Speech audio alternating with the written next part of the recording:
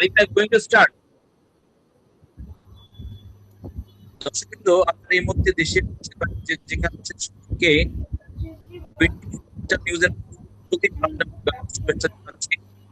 এই global village আমাদের যেমন কথা আছে democracy of the people, by the people and for the people, তেমনি এই বিশ্বের আমরা যা কিছু দেখছি প্রতিদিন ভাবছি এই দেখা এবং ভাবিত বিষয় নিয়ে আমাদেরকে কিছু প্রশ্ন এনে দেই এবং কিছু প্রশ্নের সমাধান আমরা পাওয়ার জন্য আমরা আয়োজনটা করি।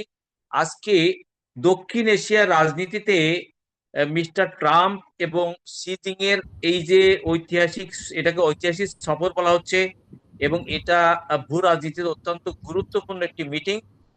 এবং এখানে কয়েকটি বিষয় আমরা দেখতে পাচ্ছি। প্রথমত বাণিজ্য বিষয়, দ্বিতীয় হলো ইরানের যুদ্ধ পরিস্থিতি, তৃতীয় হলো তাই অংশ অপরাপাত। অধ্যাপক ডক্টর আজিজুর রহমান স্যার যুক্ত হয়েছেন। আমি আজিজুর রহমান স্যার আমাদের চ্যানেলের পক্ষ থেকে আপনাকে সালাম শুভেচ্ছা জানাচ্ছি। আজিজুর রহমান স্যার, আপনি আমাকে শুনতে পাচ্ছেন?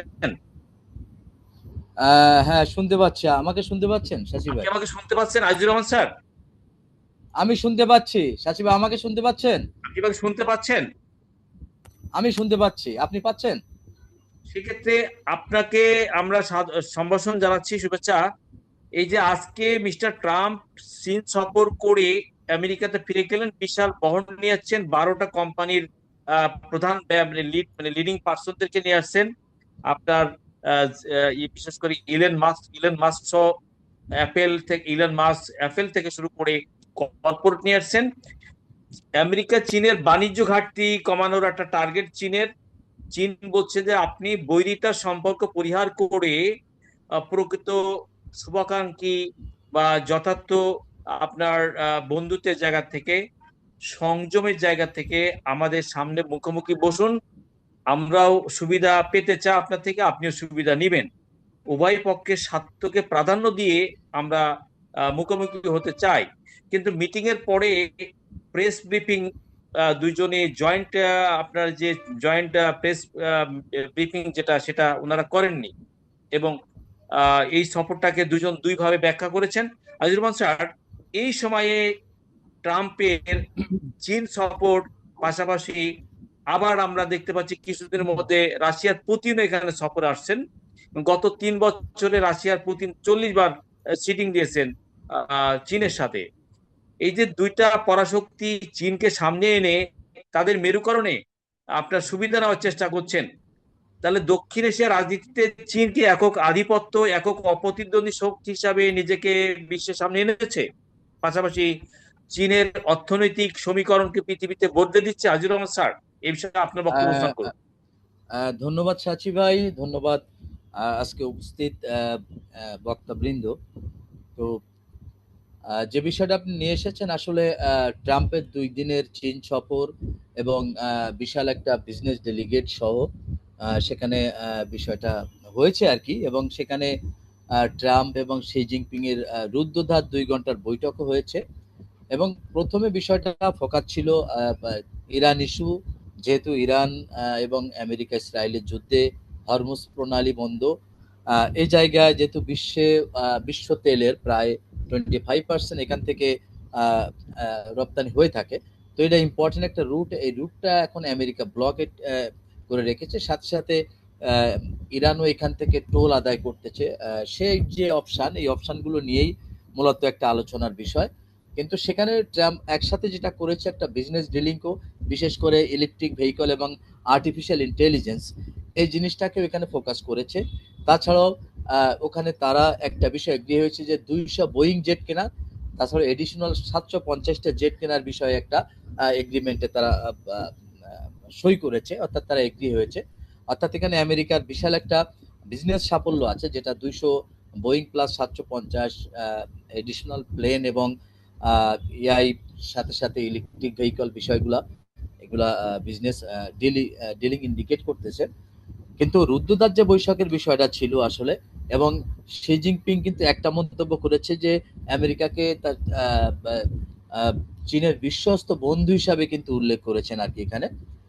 তো যদিও ডিসকাশনের বিষয়টা মাল্টিপুল ছিল, একাধিক বিষয়ে আলোচনা হয়েছে, তো বিজনেস যে ডিলিংটা সেটা সাকসেসফুলি ট্রাম্প কমপ্লিট করতে পেরেছে, এটা নিঃসন্দেহে বলা যায়। কিন্তু বৈশ্বিক রাজনীতিক যে প্রভাব, বিশেষ করে ইরান এবং ইসরায়েল আমেরিকার যুদ্ধ, এই যুদ্ধের প্রেক্ষাপটে চায়না কিন্তু আহ, মানে এককভাবে ইরানকে সমর্থন দিয়ে এসেছে প্রথম থেকেই, এবং এখনো পর্যন্ত ইরান তার পলিসি চেঞ্জ করে না। এখানে কারণ হলো ইরানের উপরে চীনের একটা ডিপেন্ডেন্সি আছে, যে ডিপেন্ডেন্সিতে দেখা যায় যে চীনের যে তেল রপ্তানি, পেট্রোলিয়াম, এই পেট্রোলিয়ামের প্রায় 80% চায়না কে রপ্তানি করে থাকে। বাকি অংশ ইন্ডিয়া বা অন্য দেশগুলোতে রপ্তানি করে থাকে চায়না, ইরান। তো সেই হিসাবে ইরানের তেলের উপরে চীনের একটা ডিপেন্ডেন্সির সাথে সাথে আহ, কম মূল্যে যে তেল চায়না পেয়ে থাকে, সেটা একটা বিশেষ সুবিধা। এই সুবিধা থেকে আসলে চায়না সরে আসতে চায় না। তাছাড়াও মিডল ইস্টে অন্য দেশগুলো যেমন এখানে কাতার, সৌদি আরব থেকেও তেল রপ্তানি করে। তো হরমুজ প্রণালীর উপরে যদি অবরোধ বা এখানে কোনো ধরনের ক্যাওয়াস চলতে থাকে, তাহলে কিন্তু এখানে প্রবলেমটা হয়ে যায়। তো সেই প্রবলেম থেকেই ট্রাম্প খুব একটা সমর্থন পায়নি, অন্ততপক্ষে মিডল ইস্ট ইস্যুতে নিঃসন্দেহে বলা যেতে পারে। তো আমরা যদি এককভাবে বলতে পারি আমেরিকা পার্শিয়ালি বিষয়টা কিছুটা হয়তো সাকসেসফুলি তার যে সফরটা হয়েছে, কিন্তু একবার কমপ্লিটলি সাকসেসফুল এটা কিন্তু বলা যাবে না। কারণ সে তার বিজনেস ডিলিংটা মোটামুটি ফয়সলা করেছে, কিন্তু তার যে বৈশ্বিক রাজনীতি বা বিশ্বের মিডল ইস্ট কেন্দ্রিক যে রাজনীতি, এই জায়গাটাতে আসলে ট্রাম্প কিন্তু তেমন কিছুই পায়নি বলা যায়। কারণ ইরান ইস্যুতে ইরানের উপরে চীনের ডিপেন্ডেন্স শুধু না, আসলে দেখা যায় যে মধ্যপ্রাচ্যে এমন একটা জায়গায়, এই জায়গাটা যে কন্ট্রোল করবে পুরো ওয়ার্ল্ডকে সে কন্ট্রোল করে থাকে, এটাই আসলে অতীত ইতিহাস বলে থাকে। তো সেই হিসাবে আমেরিকার আগে কিন্তু সোভিয়েত ইউনিয়নের একটা প্রভাব এখানে ছিল। আমরা জানি 89 সালের পরে সোভিয়েত ইউনিয়ন যখন ভেঙে যায়, তারপরে কিন্তু এই জায়গাটার একচ্ছত্ব আধিপত্য গ্রাজুয়ালি আমেরিকা নিয়ে নেয়। এখন কিন্তু আমেরিকা আসলে অনেকটা ডিক্লাইনিং পাওয়ার বলা যায়। কারণ বিশ্ব রাজনীতিতে আমেরিকার আহ, বিশেষ করে ব্লাইন্ড যে পলিটিক্স, ব্লাইন্ড বলতে ওয়ান আই পলিটিক্স, সেই পলিটিক্সের কারণেই কিন্তু বিশেষ করে ইসরায়েল কেন্দ্রিক মিডল ইস্ট পলিটিক্স এইটা কিন্তু আসলে মার খাচ্ছে। কারণ মিডল ইস্টের দেশগুলো, বিশেষ করে এই ইরান যুদ্ধ 2026 সালে, এটা কিন্তু মিডল ইস্টের দেশগুলোর যে ইকুয়েশনটা চেঞ্জ করে দিয়েছে। কারণ মিডল ইস্টে বিশেষ করে সৌদি আরব, কাতার, আরব আমিরাত, জর্ডান, বাহরাইন, আহ, এই যে দেশগুলা, এই দেশগুলা কিন্তু আমেরিকাকে তারা মনে করেছিল যে সোল সুপার পাওয়ার, এবং আমেরিকাই তাদের গ্যারান্টর হিসাবে, সিকিউরিটি গ্যারান্টর হিসাবে পারফেক্ট। কিন্তু যখন দেখা গেল যে ইরান এবং আমেরিকার যুদ্ধ শুরু হয়ে গেল, এই যুদ্ধের প্রেক্ষাপটে মিডল ইস্টের দেশগুলা থেকে তাদের যে ইন্টারসেপ্টর গুলো ছিল, সেগুলো কিন্তু সরিয়ে ইসরায়েলে নিয়েছে, এবং ইসরায়েলকে রক্ষার জন্য আমেরিকার যতটা তাদের ইম্পর্টেন্স ছিল, সেই ইম্পর্টেন্স কিন্তু মিডল ইস্টে অন্য দেশগুলোর ক্ষেত্রে দেখা দেয়নি। এবং আমরা দেখেছি সৌদি আরব, কাতার, আরব আমিরাত, জর্ডান, কুয়েত, এই দেশগুলা কিন্তু ইরানের আক্রমণে ব্যাপকভাবে আক্রান্ত হয়েছে, কিন্তু এই ক্ষেত্রে আমেরিকা আসলে তেমন কিছু করতে পারেনি। যার কারণে তাদের এখন চোখ খুলে দিয়েছে, বিশেষ করে সৌদি আরব, কাতার, আহ, এই দুইটা দেশের ব্যাপকভাবে চোখ খুলে দিয়েছে। তারা অলরেডি, আপনি জানেন যে সৌদি আরবে পাকিস্তান তার একটা স্কোয়াড্রন বিমান মোতায়েন করেছে, এবং সেখানে এয়ারফোর্স মোতায়েন করেছে। সিকিউরিটি একটা চুক্তি আছে সৌদির সঙ্গে, তারই আঙ্গিকে একইভাবে তুরস্ক এবং আরব আমিরাত সেম এগ্রিমেন্টে যেতে চাচ্ছে পাকিস্তানের সঙ্গে। দ্যাট মিনস সৌদি আরব, আরব, কাতার, তুরস্ক এবং পাকিস্তানের মধ্যে একটা জোটের কিন্তু পসিবিলিটি আমরা দেখতেছি, যেটা মিডল ইস্টে একটা বড় ধরনের মুসলিম শক্তি তৈরি হবে। সাথে সাথে ইরানের সঙ্গে সৌদি আরবের একটা প্রপোজালও সামনে এসেছে, যে অনাক্রমণ চুক্তি, মিডল ইস্টের দেশগুলা কেউই ইরানে আক্রমণ করবে না, ইরানও মিডল ইস্টের দেশগুলো, আরব কান্ট্রিগুলোতে আক্রমণ করবে না, এমন একটা চুক্তি আলটিমেটলি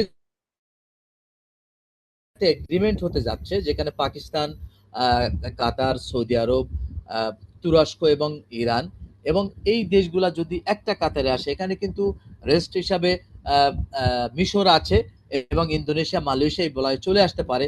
এবং আপনি দেখেছেন যে বাংলাদেশের সঙ্গে পাকিস্তানের কিন্তু একটা ইন্টেলিজেন্স কন্ট্যাক্ট হয়েছে। সেই কন্ট্যাক্টের ভিত্তিতে উভয় দেশ গোয়েন্দা, বিশেষ করে সন্ত্রাস, এই বিষয়ে গোয়েন্দা আদান প্রদান করবে তথ্য। তো সেটা কিন্তু পাকিস্তানেরও কাছাকাছি বাংলাদেশ এসেছে। এবং শুধু তাই না, আমরা আরো দেখেছি 12 জন বাংলাদেশি ডিপ্লোম্যাটস কিন্তু তারা বিশেষ করে জয়েন্ট সেক্রেটারি লেভেলের তারা কিন্তু পাকিস্তানে প্রশিক্ষণের জন্য যে গিয়েছে, এবং বাংলাদেশ এয়ারফোর্সেরও একটা গ্রুপ কিন্তু পাকিস্তানে প্রশিক্ষণ। তার মানে মুসলিম দেশগুলা গ্রাজুয়ালি কাছাকাছি আসতেছে, এবং এই যে ওয়ার্ল্ড ক্রাইসিস, যে ক্রাইসিসটা আসলে আমেরিকা এবং ইসরায়েল মিডল ইস্টে তৈরি করেছে, যে সেই ক্রাইসিস থেকে কিন্তু মুসলিম দেশগুলার অনেকটা বলা যায় চোখ খুলে গিয়েছে। তারা তাদের প্রয়োজনটা এখন ফিল করতে পারতেছে, সেই ক্ষেত্রে তারা নিজেরা কাছাকাছি আসতেছে। আর এর পেছনে কিন্তু চীন রাশিয়ার একটা সাপোর্ট আছে, বিশেষ করে চীনের কিন্তু একসত্য সাপোর্ট আছে, এবং এই ইকুয়েশনটা নিয়েই কিন্তু আসলে ট্রাম্প গিয়েছিল।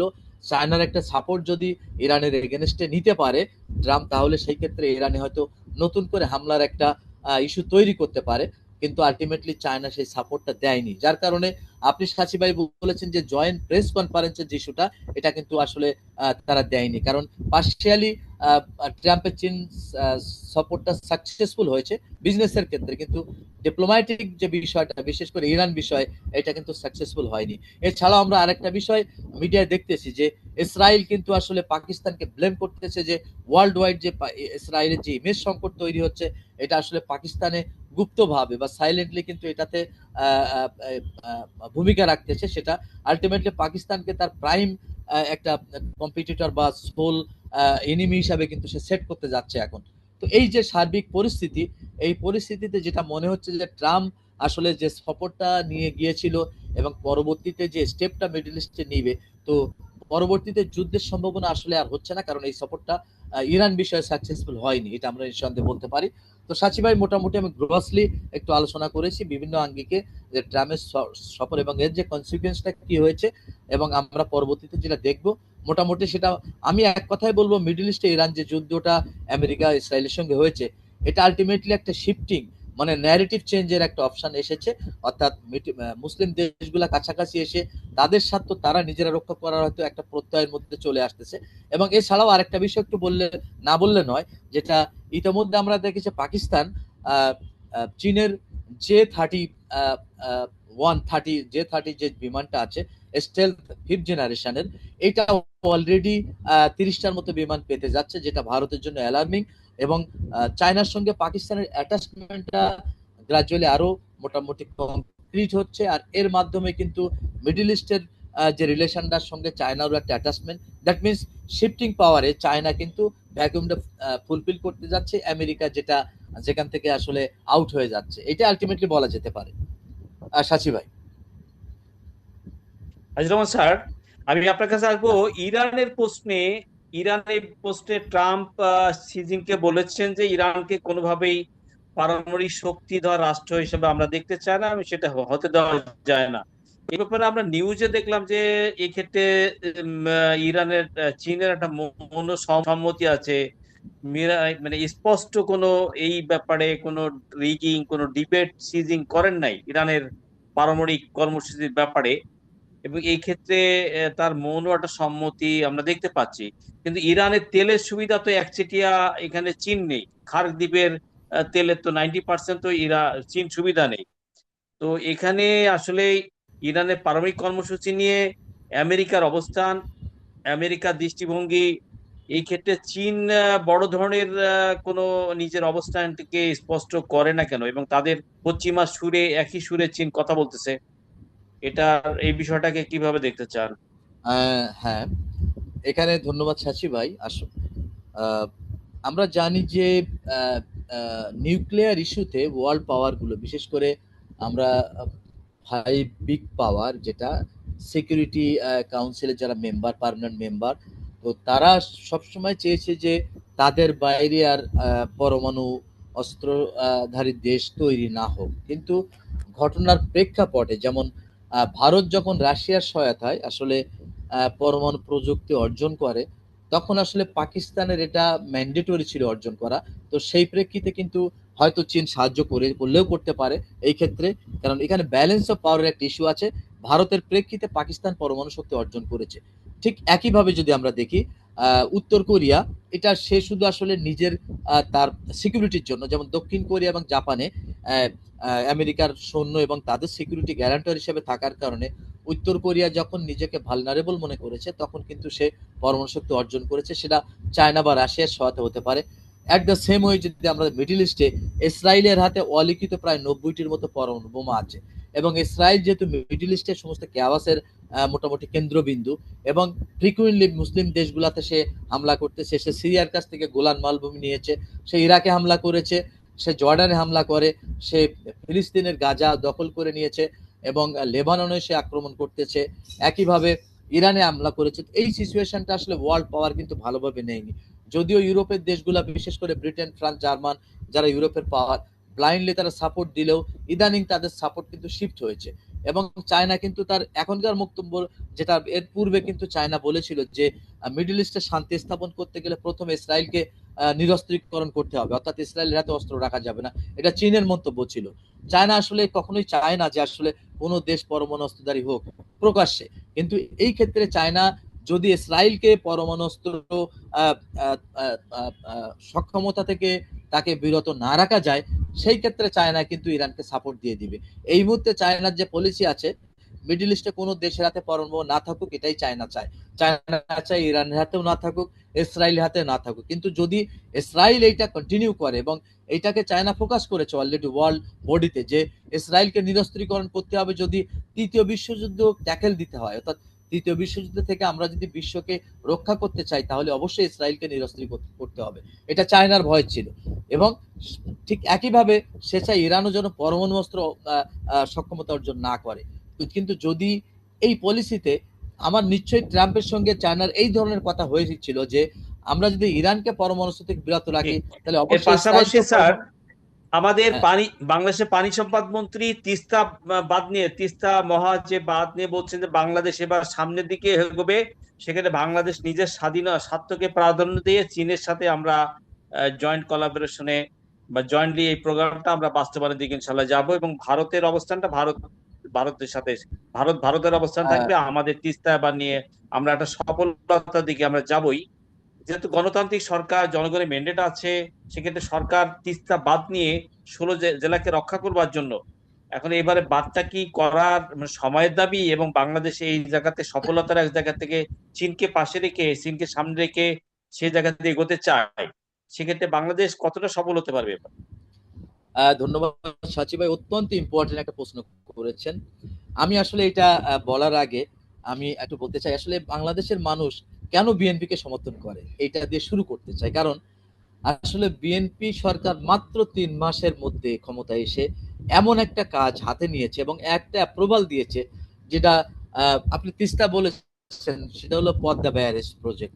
এটা বাংলাদেশের জনগণের প্রাণের দাবি ছিল, এবং বাংলাদেশের প্রায় 23টা জেলা এইটা থেকে বঞ্চিত হচ্ছিল। এখানে ডিজার্টিফিকেশন হয়ে যাচ্ছিল, মরুকরণ প্রক্রিয়া, নর্থ বেঙ্গলটা। এবং আপনি জানেন যে মাত্র বাংলাদেশ থেকে 19.5 কিলোমিটার দূরে ফারাক্কা ব্যারেজ তৈরি করেছে চাঁপাইনবাবগঞ্জ থেকে। এবং এই ফারাক্কা ব্যারেজের যে ইম্প্যাক্ট, বিশেষ রাজশাহী ডিভিশন, আমি দেখেছি যে রাজশাহী গোদাগাড়ি একটা উপজেলা আছে, এর ঠিক উল্টা সাইডে চরাশরদা একটা ইউনিয়ন, এখানে আমি নিজেও গিয়েছি, দেখেছি আসলে কি ধরনের ইম্প্যাক্ট তৈরি করে। এখানকার মানুষের আগে যেমন আমাদের বায়োডাইভার্সিটি যা ছিল, এখানে জীব বৈচিত্র্যতা, ফিশ ভ্যারাইটি গুলো আগে ছিল লোকাল, সেটা কিন্তু গ্রাজুয়ালি ডিক্লাইন হয়ে গিয়েছে। এবং আমাদের এখানে মানুষগুলো মাইগ্রেট করতেছে ঢাকায়, এবং আজকে রিক্সা পোলার, গার্মেন্টস ওয়ার্কার, আপনি দেখবেন যে একটা বিশেষ অংশ ওখান থেকে আসে। অর্থাৎ আমরা বিশেষ করে ফারাক্কা ব্যারেজের যে ইম্প্যাক্টটা নেগেটিভলি আমাদের বাংলাদেশের উপরে এমন ভাবে পড়েছে যে বিশাল একটা জনগোষ্ঠী কিন্তু তার দ্বারা ক্ষতিগ্রস্ত হচ্ছে। তো বিএনপি গভর্নমেন্ট এসে এই জিনিসটা শুধু মানে এত তড়িৎ গতিতে যে অনুমোদন দিবে এক নাকি প্রজেক্টটা আমরা নিজেরাও কল্পনা করিনি। তো এটা আমাদের জনগণের বিশাল একটা দাবি পূরণ করেছে সরকার, নিঃসন্দেহে বলবো। এবং আসলে এটা তারেক রহমান যেহেতু প্রধানমন্ত্রী এবং তিনি নিজেই উদ্যোগ নিয়েছেন, অত্যন্ত প্রশংসনীয় উদ্যোগ নিঃসন্দেহে। এবং এটা বাংলাদেশের জনগণের দাবি।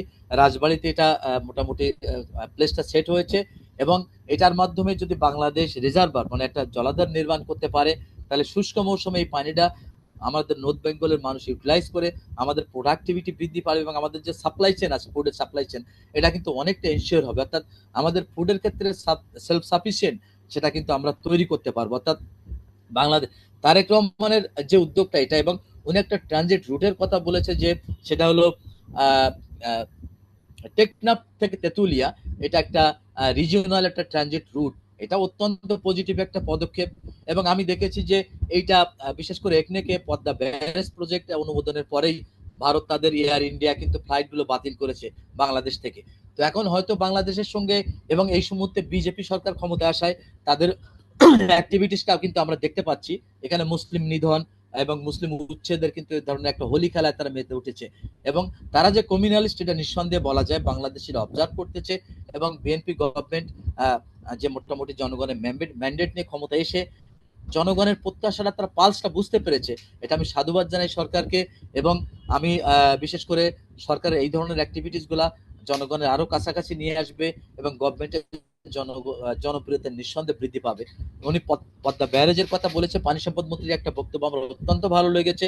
পদ্মা ব্যারেজ প্রজেক্ট অনুমোদনের পর একজন সাংবাদিক ওনাকে প্রশ্ন করেছিলেন যে এটাকে ভারতের অনুমোদন পারমিশন নিয়েছেন কিনা। উনি বলেছেন যে বাংলাদেশের ভিতরে আপনাকে ধন্যবাদ প্রজেক্ট করতেছে, কেন ভারতের অনুমোদন নিতে হবে? হ্যাঁ, সাচি ভাই, মোটামুটি আমি সরকারকে আবারও প্রশংসা করি এই ধরনের পদক্ষেপ নেওয়ার জন্য। আশা করি ফ্রেন্ডলি আমাদের জনগণের পালস বুঝে সরকার পরিচালিত হবেন, সেটাই প্রত্যাশা করি। আমরা সরকারকে হেল্প করব বিভিন্ন বিষয়ে তথ্য দিয়ে বা আমাদের সমর্থন দিয়ে, যাতে সরকার সঠিকভাবে জনগণের পালস বুঝে কাজ করেন, সেটাই আমাদের প্রত্যাশা। আমরা সরকারের সঙ্গে স্যারের কাছে আমার প্রশ্ন আছে স্যার। আমাদের জি স্যার, আমি আমাদের সুপ্রিম কোর্টের স্বনামধন্য অ্যাডভোকেট শাহ আলম আমি পরান সাহেব আপনাকে শুভেচ্ছা অভিনন্দন জানাচ্ছি। আমরা এতক্ষণ অধ্যাপক ডক্টর আজিজুর রহমান স্যারের চীন সফরের পরে পাশাপাশি আমাদের তিস্তা নিয়ে গুরুত্বপূর্ণ তথ্যপত্রমূলক বক্তব্য শুনেছি। অ্যাডভোকেট পরান সাহেব, এক্ষেত্রে ইরান যুদ্ধের একটা স্থবির অবস্থার জায়গা থেকে বাংলাদেশের তেলের সংকট চললো, ট্রাম্প চীন সফর করেছেন, সেক্ষেত্রে তার বাণিজ্য ঘাটতি কমাতে চান এবং পাশাপাশি ইরান যুদ্ধে তাদের দুজনের অবস্থান দেখেছেন। আমাদের প্রশ্ন হচ্ছে স্যার, একটা ইলেকশন হলো, অ্যাডভোকেট পরান জানাচ্ছি। পাশাপাশি বাংলাদেশের সরকার নতুন গণতন্ত্র উত্তরণের দিকে, বাংলাদেশের সাথে চীনের একটা হৃদ্যতম সম্পর্ক, পুরনো সম্পর্ক আছে। আমাদের তিস্তা বাদে বড় অংশীদার চীন, এবং চীন এই বাদ করার জন্য সবচেয়ে বড় পার্টনার হিসাবে এখানে এগিয়ে আসছে। অ্যাডভোকেট পরান, চীনের সাথে আমাদের বাংলাদেশের ডেভেলপমেন্টের যত কাজ হয়েছে, আপনার ব্রিজ, পদ্মা ব্রিজ বলেন, মেট্রো বলেন, সব বিগ প্রজেক্টের পার্টনার চীন, এবং পাশাপাশি তারা তিস্তাকেও ভূ রাজনীতির জায়গা থেকে আমাদের এই প্রজেক্টটা সফল করতে চায়। তা আপনি একজন আইনের ব্যক্তি হিসাবে এই বিষয়টাকে কিভাবে দেখছেন? আজিজুর রহমান স্যারের কথা আলোকে। আপনি তো অনেকগুলি প্রসঙ্গ আনছেন, অনেকগুলি প্রসঙ্গ। প্রথমত বলছেন যে যুক্তরাষ্ট্র ও চীন সফর, ওখানে টোটালি স্যারের বক্তব্য অনুযায়ী যে টোটালি এই ইরান ইস্যুতে যে সফরটা হয়েছে, টোটাল সফরটাই এইখানে ইরানের বিপক্ষে হয় নাই, মানে টোটালটাই ট্রাম্পের সফরটা ব্যর্থ হয়েছে, এইটুকু স্যারের আলোচনার মধ্যে ছিল। এখন আমার প্রশ্নটা হচ্ছে যে ইরান ইস্যুতে, পরমাণু ইস্যুতে এই সফরটা ট্রাম্প কতটুকু সফল হয়েছে? ধন্যবাদ। আপনি যে প্রশ্ন, আসলে পরমাণু ইস্যুতে ট্রাম্প হয়তো ইরানের আঙ্গিকে সফল হয়েছে, কিন্তু এখানে চীনের কিন্তু একটা পাল্টা প্রস্তাব থেকেছে। আমি এই দৃষ্টিকোণ থেকে বলছি, কারণ এর আগে চীন বলেছিল ইসরায়েলকে নিরস্ত্রীকরণের বিষয়। তো চায়না ডেফিনেটলি এখানে ইসরায়েল এবং ইরান কোনো দেশকেই কিন্তু পরমাণু শক্তিশালী দেশ হিসেবে দেখতে চায় না।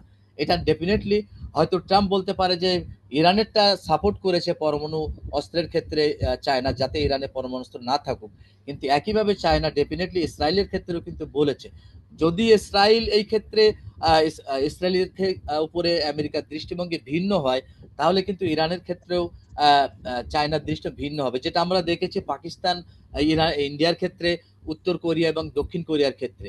এটা পার্শিয়ালি কিন্তু একটার সঙ্গে আরেকটা রিলেশন আছে। যদি আপনি দেখেছেন যে মার্কিন ডেমোক্রেটরা কিন্তু ট্রাম্পের কাছে জানতে চেয়েছে ইসরায়েলের পরমাণু বিষয়ে, যে আসলে তার আসলে পরমাণু আছে কিনা, থাকলে কি অবস্থায়, কতগুলো, এটা কিন্তু প্রশ্ন তুলেছে অলরেডি। তার মানে এটা একটা বিষয় এসেছে যে ইসরায়েল যে তার যে অ্যারোগেন্ট বিহেভিয়ার, এটা কন্ট্রোল করতে গেলে তার অস্ত্রটা কন্ট্রোলে নিয়ে আসতে হবে। তো চায়নার প্রপোজালটা, যেটা আগের কথা থেকে বোঝা যায় যে চায়না ইরানকেও চাচ্ছে না, ইসরায়েলকেও চাচ্ছে না পরমাণু শক্তিশালী দেশ হিসাবে। তো এখানে যদি আমেরিকা যদি একটা চোখ বন্ধ করে দেখে যে ইসরায়েলের পরমাণু থাকবে, ইরানের থাকবে না, তাহলে হয়তো চায়না তার সমর্থনটা উঠাই নিবে। এটাই আমার দৃষ্টিভঙ্গি থেকে মনে হয় আর কি, আমি এই আলোচনায় যেটা বুঝেছি। তো এখানেও এরা চীন নীরব থাকে যখন পরমাণু ইস্যুতে ইসরায়েলের অগ্রাধিকার থাকবে, ইরানের থাকবে না, এখানেও চীন নীরব থাকে। না, এমনিতে যুদ্ধক্ষেত্রে ইরানকে সাপোর্ট করছে চীন, এটা তো অস্বীকার করার কোনো সুযোগ নাই, সব দিক দিয়ে সুযোগ করছে। যখন পরমাণু ইস্যু আসে তখন চীন বলছে যে সকল দেশকেই পরমাণু কর্মসূচি বিরত রাখার জন্য। এইখানে চীনের এইখানে কি ভূমিকা রাখতে পারে না? যেহেতু পরবর্তী শক্তিধর দেশ, বিশ্বের পরবর্তী শক্তিধর দেশ হচ্ছে চীন, ভূমিকা রাখলে তো তাকেই রাখতে হবে। আপনি হয়তো দেখেছেন যে হ্যাঁ, চায়নার রোলটা পৃথিবীতে এখন থেকে না, শুধু আপনি ইউক্রেন রাশিয়া যুদ্ধেও দেখেন, রাশিয়াকে কিন্তু চীন একবারও সমস্যা ডিরেক্টলি অস্ত্র দিয়ে সহায়তার কথা বলে নাই, কিন্তু চায়নার একটা বিশাল সাপোর্ট ছিল রাশিয়ার। চীনের একটা ভূমিকা সবসময় ওয়ার্ল্ড পলিটিক্সে দেখা যায়, চীন কখনো সরাসরি সাপোর্টের কথা বলে না। ইভেন ভারত পাকিস্তান যুদ্ধেও চায়না কিন্তু ডিরেক্টলি সাপোর্টের কথা বলেনি। অর্থাৎ যে বলা যায় চীনের যদি বিশ্বের সবচাইতে ভালো সম্পর্ক কারোর সঙ্গে থেকে থাকে তাহলে সেটা পাকিস্তানের সঙ্গে। এবং পাকিস্তান এবং ভারত যুদ্ধের ক্ষেত্রে আপনি দেখেছেন কিনা যে তখন কিন্তু চায়না ডিরেক্টলি বলে নাই যে আমি পাকিস্তানের পক্ষে আছি।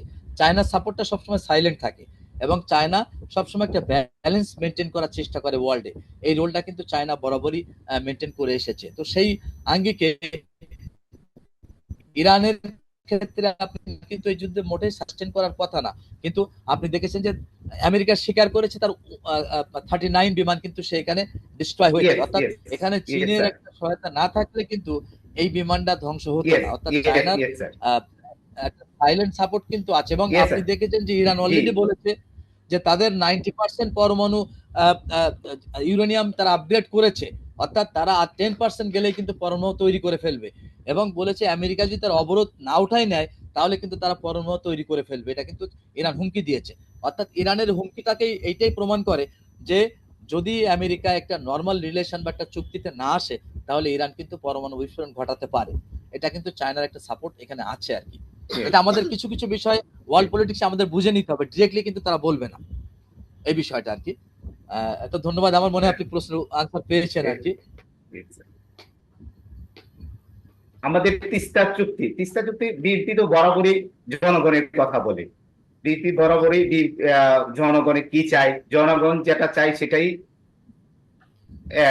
বিএনপি করে।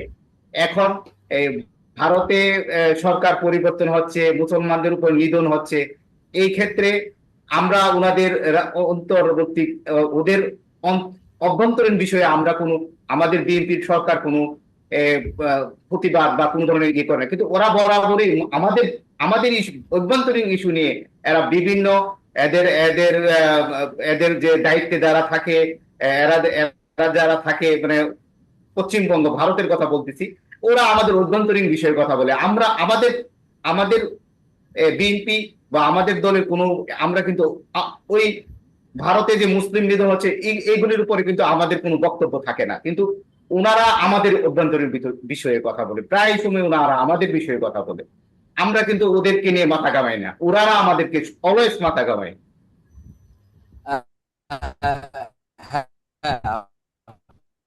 আপনি যেটা বলেছেন এটাই তো সত্য কথা, কারণ আমরা যদি সেই যে ন্যারেটিভটা তৈরি হয়ে আছে সেই আসলে কি স্বাধীনতার ঘোষক যদি আমি বলি একটা ভয়েস কিন্তু জনগণ শুনেছিল। ধন্যবাদ কৃতজ্ঞতা জানাচ্ছি। জি আজিজুর রহমান স্যার, জিয়াউর রহমানের আপনার আজিজুর রহমান স্যার, আমাদের আইনের শাসন প্রতিষ্ঠার জন্য আমরা চীন বা ভারতের বিষয়ে কথা বলছি, সেক্ষেত্রে পশ্চিমবঙ্গে বিজেপি, সেন্ট্রাল বিজেপি, সেক্ষেত্রে ইন্ডিয়া কি চীন যখন তিস্তা ব্যারেজের জন্য চীন এখানে একটা বড় ভূমিকা রাখতে চাচ্ছে, এবার কি বিজেপি সরকারের অ্যাটিটিউড চেঞ্জ হতে পারে? বিজেপি সরকার তো আগে পশ্চিমবঙ্গের মমতার কারণ দেখাচ্ছেন, মমতার কারণে আমরা তিস্তা যে চুক্তিটা সেই চুক্তিটা নবায়ন করতে পারছি না। সেক্ষেত্রে কি বিজেপি সরকার, পশ্চিমবঙ্গের সরকার আর কেন্দ্রের সরকার তাদের পূর্বের যে নজির আছে সেই নজিরের প্রেক্ষাপটে কি তারা দৃষ্টিভঙ্গি চেঞ্জ করবে? যেহেতু চীন সামনে এগিয়ে আসছে, চীনকে ঠেকানোর জন্য ইন্ডিয়া এখানে কি পলিসি মেকিং করতে পারে আমাদের তিস্তা নিয়ে? আজিজুর রহমান স্যার। ধন্যবাদ চাচি ভাই। আমি খুব সংক্ষিপ্তভাবে বলি, আমার এখনকার বিএনপি সরকারের যে আচরণ, সেটাতে আমার মনে হচ্ছে যে বিএনপি তারেক রহমানের বক্তব্য হলো বাংলাদেশ ফার্স্ট। এই বাংলাদেশ ফার্স্টে যখন পদ্মা ব্যারেজ প্রজেক্টের অনুমোদন দিয়েছেন, তখন আমার একটা জিনিস মনে হয়েছে যে বর্তমান বিএনপি গভর্নমেন্ট অত্যন্ত সাহসী গভর্নমেন্ট, এবং এখানে বাংলাদেশের জনগণের বিষয়ে কোথাও উনারা কম্প্রোমাইজ করবেন না, এটা আমি স্টেট বলে দিতে পারি। কারণ জনগণের যে ইস্যু আছে সেখানে বিএনপি গভর্নমেন্ট সেটা ইমপ্লিমেন্ট করবেই। এখানে ভারত কি মনে করলো বা করলো, এটা বিএনপির কোনো ইস্যু না। বিএনপি দেখবে যে আমার দেশের জনগণের কোনটা ভালো কোনটা মন্দ, এবং সেই অনুযায়ী অলরেডি স্টেপ নেওয়া শুরু করেছে। এখন এখন এখানে কম্প্রোমাইজের বিষয় ইন্ডিয়ার, বাংলাদেশের না। বাংলাদেশের একটা পপুলার গভর্নমেন্ট ক্ষমতায় আছে। এই গভর্নমেন্ট যে ম্যান্ডেট নিয়ে জনগণের কাছে অলরেডি কাজ শুরু করেছে।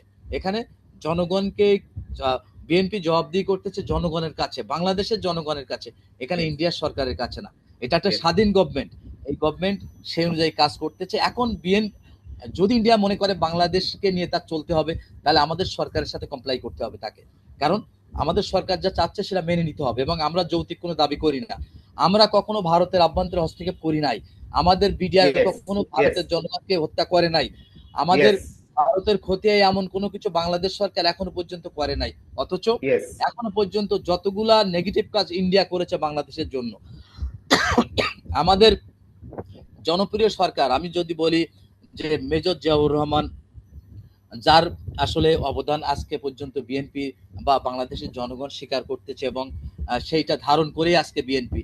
সেই জিয়াউর রহমানের হত্যাকাণ্ডেও কিন্তু ইন্ডিয়ার রয়ের হাত ছিল, এটা নিঃসন্দেহে বলতে পারি। এবং আমি এটাও বলতে পারি, আমাদের জননেত্রী বেগম খালেদা জিয়া যে ধুকে ধুকে মারা গিয়েছেন, এর পিছনে ইন্ডিয়ার রয়ের হাত ছিল, কারণ তাকে চিকিৎসা নিতে বিদেশে যেতে দেওয়া হয়নি, এটা তো আমরা দেখেছি। এবং জনাব বর্তমান প্রধানমন্ত্রী তারেক রহমানও দেশে আসতে পারেনি 16 বছর এই ইন্ডিয়ার কারণে।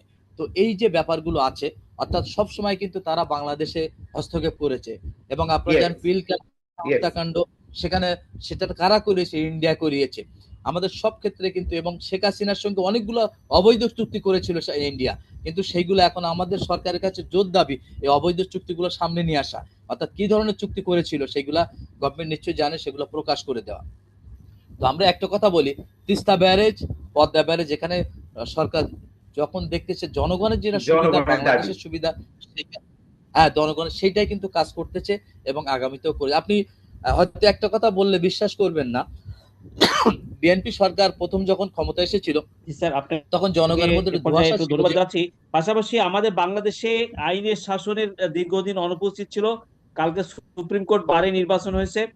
এই যে বিশেষ করে সুশাসন প্রতিষ্ঠা করা, বিচার ব্যবস্থাকে জনগণের দ্বারগোড়ায় নেওয়ার জন্য সুপ্রিম কোর্ট থেকে শুরু করে সব জেলা বারগুলোতে নির্বাচন, আইনের শাসন প্রতিষ্ঠা কেটে মানে বিচারের সুশাসন প্রতিষ্ঠা, ভালো বিচারের ভালো নজির স্থাপন করবার জন্য সুপ্রিম কোর্ট থেকে শুরু করে স্থানীয় জেলা পর্যায়ে বারগুলা, সেক্ষেত্রে তো তারাও তো একটা বড় ভূমিকা রাখে।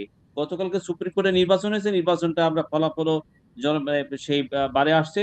তা আপনি এই পর্যায়ক্রমে সকল পর্যায়ের নির্বাচন, যেহেতু অনুপস্থিত ছিল, নির্বাচন সকল পর্যায়ের মানে সুপ্রিম কোর্ট বার থেকে শুরু করে স্থানীয় সরকার প্রতিনিধি নির্বাচন, এটা খুব দ্রুত সময়ের দাবি, সরকার সেদিকে যাচ্ছে।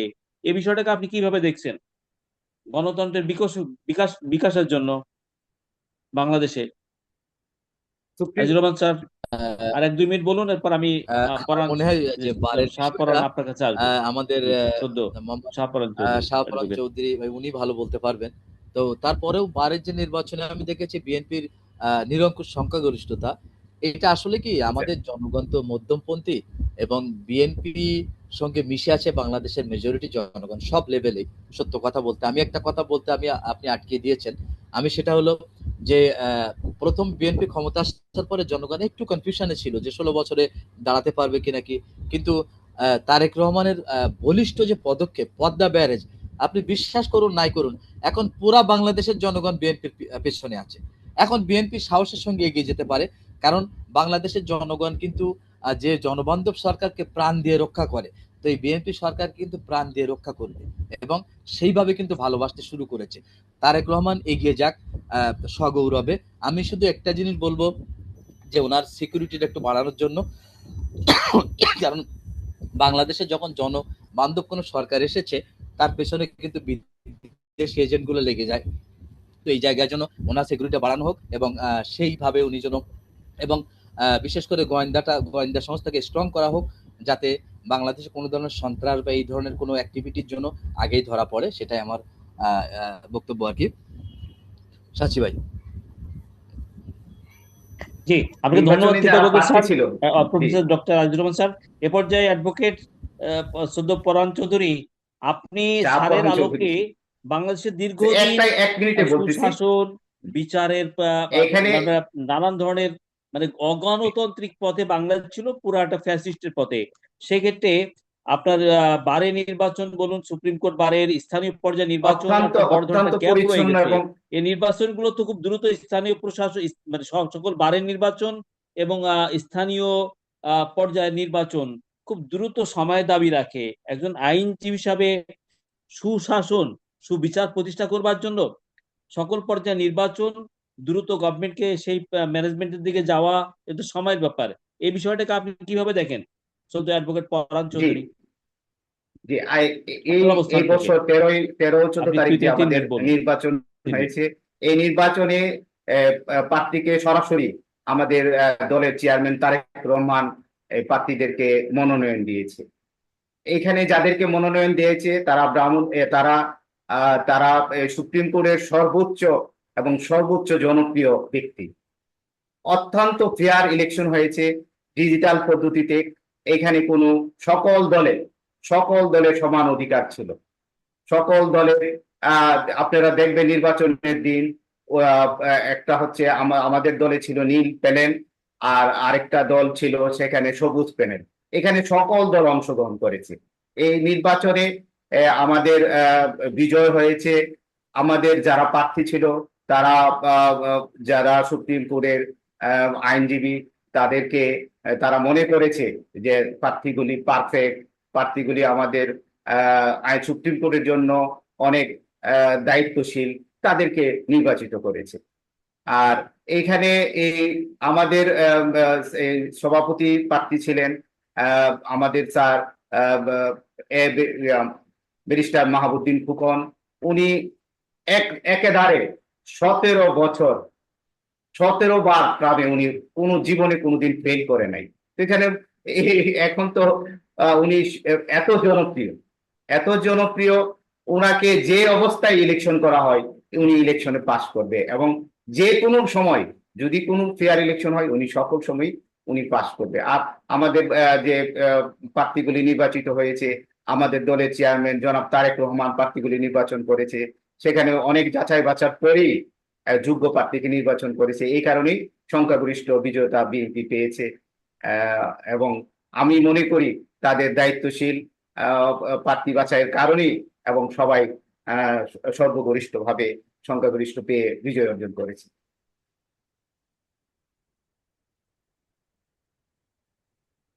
সদ্য অ্যাডভোকেট শাহপরান চৌধুরী, আপনাকে কৃতজ্ঞ ধন্যবাদ জানাচ্ছি আমাদের 24 ডিজিটাল নিউজের পক্ষ থেকে।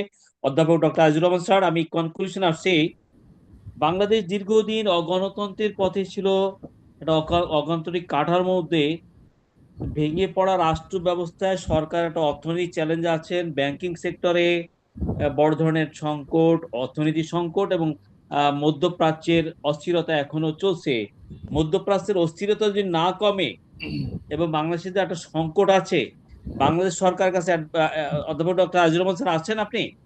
জি, আমি আছি। হ্যাঁ সাচি ভাই। সেক্ষেত্রে স্যার, বাংলাদেশে এই যে ভেঙে পড়া রাষ্ট্র কাঠামো, পুরো রাষ্ট্র কাঠামো ভেঙে গেছিল, সুশাসন বলেন, সুবিচার বলেন, নাগরিক অধিকার বলেন, সরকারের কাছে অর্থনৈতিক চ্যালেঞ্জটা বড় একটা চ্যালেঞ্জ রয়ে গেছে। গণতান্ত্রিক প্রতিষ্ঠানকে নির্বাচিত প্রতিনিধির কাছে ব্যবস্থাপনায় নেওয়া এবং সামষ্টিক ব্যবস্থাপনা পরিবর্তন, পাশাপাশি পুলিশ প্রশাসনও এখনো সেই কাঙ্ক্ষিত পরিবর্তনের দিকে যেতে পারে নাই। আপনার পরশুদিন আপনার রাজশাহীতে মতিয়া থানায় 2 দল শ্রমিকরা এসে সেখানে মিস্টার ওসি সাহেব